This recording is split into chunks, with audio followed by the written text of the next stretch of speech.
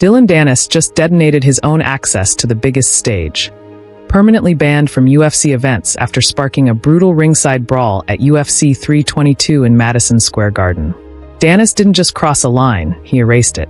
One brawl in the wrong place, at the wrong moment, and Dana White shut the door on him forever.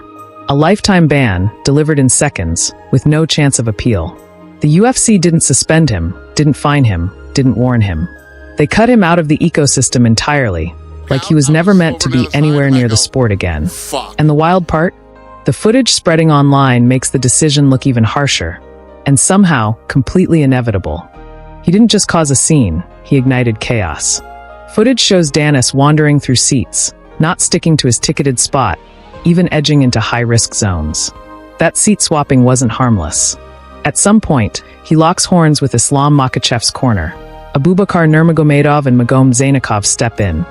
Security rushes in and police too. The melee lasts long enough to be captured, shared, and replayed. Danis is hauled out, ejected, detained. Danis drifted through MSG like he owned the building. No seat discipline, no security respect, just wandering with that smug pace he knows gets attention. Then it snapped. Reports say he closed in on Makhachev's corner, and Abubakar didn't hesitate.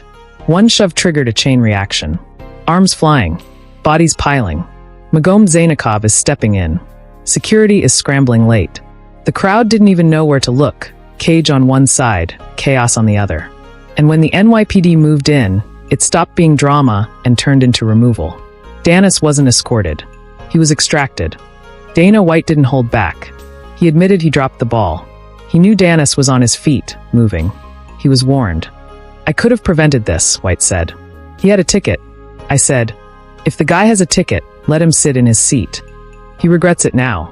His verdict? Final. You will never see Dillon Danis at a UFC fight ever again. This wasn't a first-time drop of tension. This fight goes back years. Danis was once in McGregor's corner. Back in 2018, following McGregor's loss to Khabib Nurmagomedov, a cage jump melee erupted. Nurmagomedov went straight for Danis. That grudge loop never faded. Now, at MSG, Makhachev's camp sits in his face, and somehow, history repeats. Danis's persona played a role. He's never been a quiet guy. Always flashy. Always talkative. At MSG, his presence looks strategic, not random. Rumor has it, he bought his own ticket to stoke the fire, to provoke. He's not just an athlete. He's performance art devoted to being disruptive. White knew this was on him. He admitted he got the warning, saw Danis drifting, and still brushed it off like it was harmless. He gambled on calm and lost the whole pot in front of a global audience. The regret hit fast. White laid it out straight.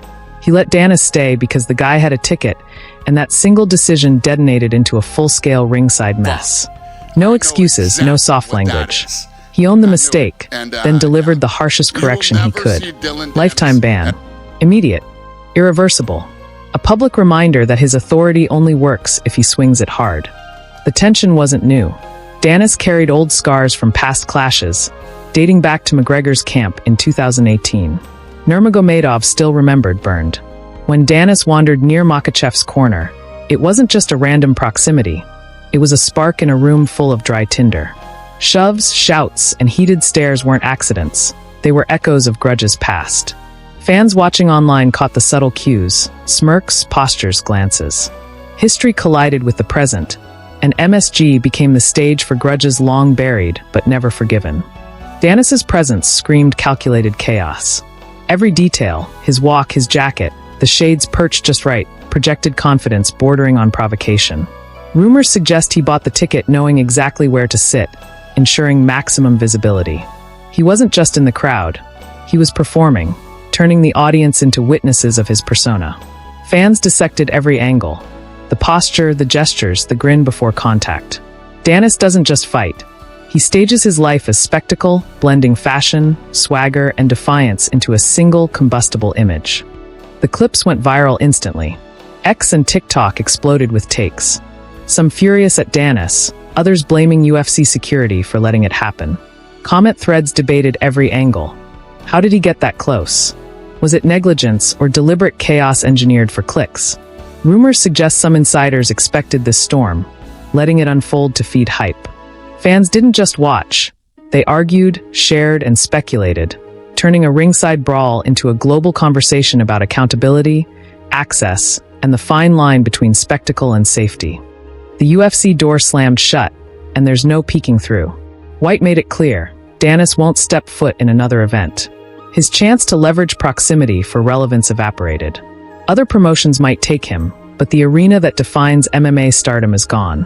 Rumors suggest he could pivot to commentary or private bouts, but the spotlight, the high-stakes exposure, the global stage, that's permanently off limits. Danis's path forward isn't just uncertain. It's fundamentally blocked, a career rerouted by one reckless night. The lifetime ban isn't punishment alone. It's a verdict. Danis didn't just spark a brawl. He burned bridges in front of millions. The cage wasn't enough. He chose the crowd. Every smirk, shove, and stare cemented the end of his UFC relevance. It's not just a ban, it's a message. Spectacle has limits, and crossing them comes with irrevocable consequences. MSG will remember the chaos, and so will the world. Fans erupted. Clips from TikTok and X lit up timelines. People questioned security, wondered how he got that close. Some said the UFC dropped the ball. Others argued White made the right call, drawing a line in the sand. Speculation swirled. Was this all meant to explode? Did someone let it happen for maximum drama? As for Danis's future, the UFC path seems forever closed. White said no charges will be pressed, but that doesn't matter now. The door is shut. Danis has never competed in the UFC. This was his shot at proximity, relevance. If he pursues other promotions, fine. But arena-level spotlight? That may be gone. The lifetime ban isn't just punishment. It's a defining moment. Danis didn't just start a fight, he burned a bridge. He chose to stir from the audience rather than inside the cage. And in doing so, he might have ended his shot at the biggest fight game there is. That's the chaos Dillon Danis sparked at MSG. What do you think about his lifetime ban? Drop your thoughts in the comments, smash that like button, and make sure to subscribe to Control Plus Style for every shocking moment in athlete drama. Share this video with anyone who can't get enough of UFC controversies.